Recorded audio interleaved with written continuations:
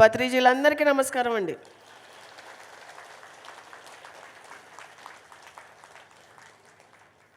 Patriji video చూశాక కొంచెం మీతో మాట్లాడాలనిపించింది, అందుకని మాట్లాడుతున్నా.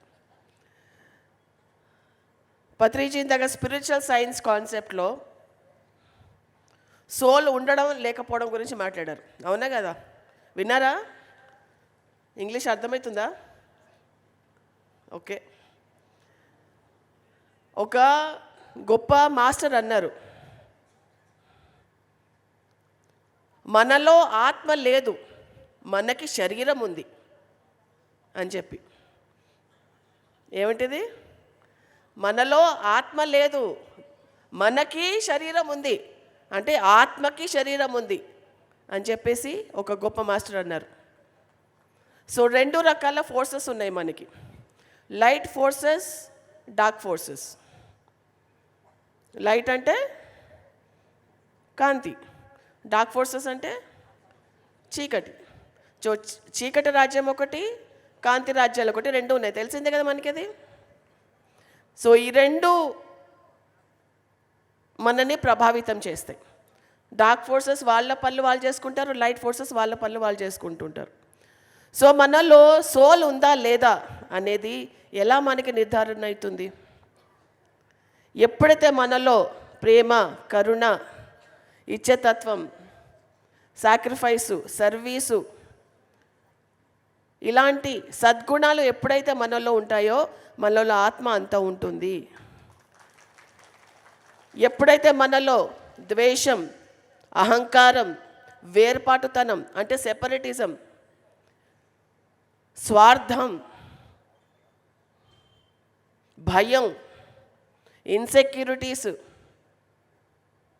ఇవన్నీ ఉంటాయో అప్పుడు మెల్లిమెల్లిగా ఆత్మ తగ్గుతూ ఉంటుంది. ఇన్బిల్ట్ ఆత్మ ఉండదు, మనం పెంచుకోవాలి అని ఒక గొప్ప మాస్టర్ చెప్పారు. మనం ఎట్లయితే పుట్టినప్పటి నుంచి పెరుగుతూ ఉంటామో అలా ఆత్మని మనం పెంచుకుంటూ పోవాలి.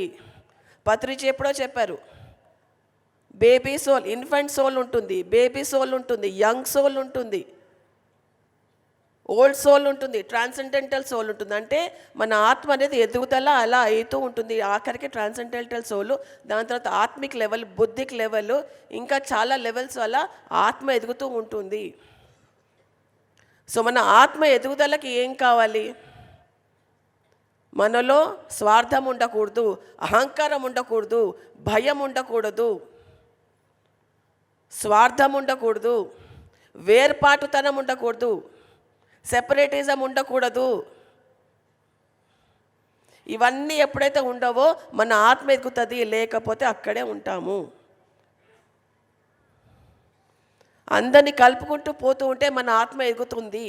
అందరినీ ఒకే రకంగా ట్రీట్ చేస్తే మనకి ఆత్మ ఎదుగుతుంది. అందరినీ ప్రేమిస్తే ఆత్మ ఎదుగుతుంది. అందరి పట్ల కరుణ చూపిస్తే మన ఆత్మ ఎదుగుతుంది, లేకపోతే ఎదగదు.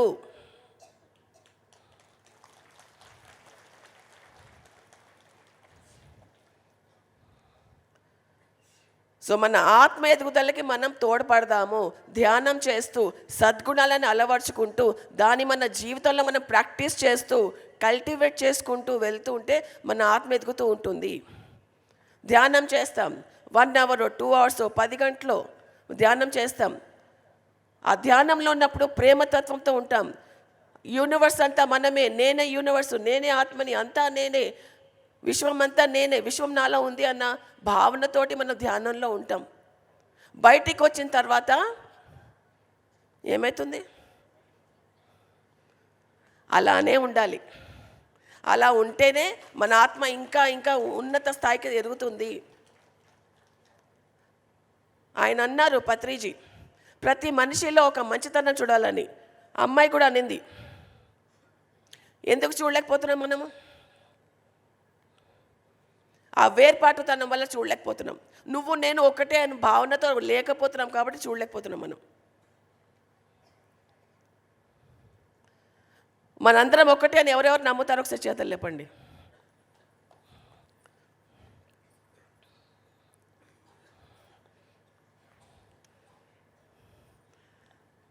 అదే భావనతోటి ధ్యానంలో ఉండాలి, అదే భావనతోటి ధ్యానం బయట కూడా ఉండాలి. అంతా ఏకత్వమే, అంతా మనమంతా ఒకటే. అహంకారం గురించి ఒక చిన్న పాయింట్ చెప్పి వదిలేస్తా. మనకి మంచి చదువు ఉన్నాయి, పైసలు ఉన్నాయి, పలుకుబడి ఉంది, ఇదంతా ఉంది.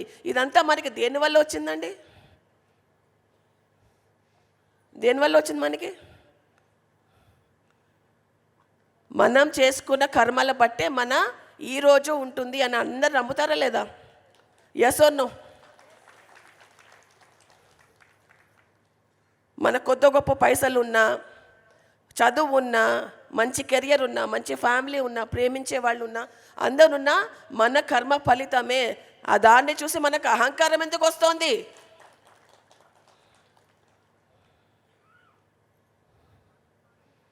అహంకారం ఉండాలా, కృతజ్ఞత భావం ఉండాలా?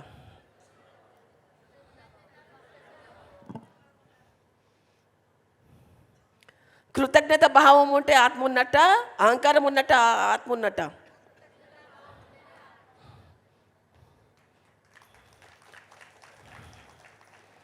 సో ఆత్మ ఎదుగుదలకి మనము ఇంకా ఇంకా తోడ్పడాలి. ఎందుకంటే మనలో ఆత్మ లేదు, మనకి శరీరం ఉంది. మనం శరీరం తీసుకుని వచ్చాము ఇక్కడికి, మనం ఆత్మ ఎదుగుదలకు వచ్చాము ఇక్కడికి. సో సద్గుణాలను అలవర్చుకుంటూ దుర్గుణాలని తీసేస్తూ ఉంటే ఆత్మ ఎదుగుతుంది. ఆత్మ ఎదుగుదలకి తోడ్పడుకోండి. మీకు మీరు లోక కళ్యాణానికి పాడుపడండి. అందరినీ ఒకేలాగా చూడండి, కరుణతో చూడండి. అహంకారం, వేర్పాటుతనం, ఈర్ష్య, ద్వేషాలు ఇవన్నీ వద్దు మనకి. ఇదంతా చెత్త. చెత్త ఎక్కడ ఉండాలి? చెత్తబొట్లో ఉండాలి. అమృతం ఎక్కడ ఉండాలి? హృదయంలో ఉండాలి.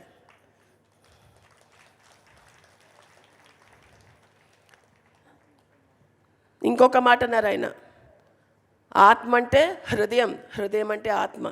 హృదయాన్ని పెంపొందించుకోండి, మైండ్ దాన్ని ఫాలో అయిపోతుంది. సో ఇది నా మెసేజ్ ఇవాళ. Thank you so much. Patriji నాకు మళ్ళీ మళ్ళీ మళ్ళీ గుర్తు చేస్తూనే ఉంటారు. నేను అందరికీ గుర్తు చేస్తూ ఉంటాను, అంతే నా పాట.